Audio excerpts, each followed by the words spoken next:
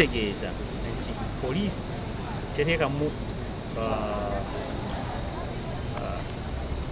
tetwala nnyo kyamaanyi mu courts za Uganda kubanga waliwo etteeka lino bayita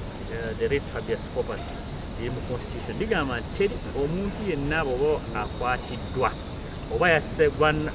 gwa treason oba yasse gwa murder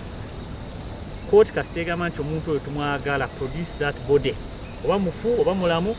poliisi erina okulaba nti ekintu kikolebwa naye tulina abantu era naye kaakati otwogerera wano waliwo abantu court yawa order which emu n'ekitundu ewedde ekyabagaanidde ate eganye nti temanyi we bali kati ebintu ebyo byonna bigezaako okulaba nti disrespect of institutions teziwandala kitiibwa ate ekyo si kirungi lwa poliisi ng'ayogera ebigambo ebitasaanidde okwogerwa tetusobola kuwa buyinza abalala tetusobola kuwa ebyo bintu kunoonyeza kwaffe bwe tubifuna tuddayo mu bantu ne tubabuuza eyo statement ogitwala otya kiki kyoba olowooza buli omu akugulira kindowooza kijyakola ki gyalowooza kiba nti okuba kutiisatiisa ate mu bw'otiisatiisa abantu kitegeeza nti oba ogezaako ku influencing engeri gye banaakola ki gye banaalondamu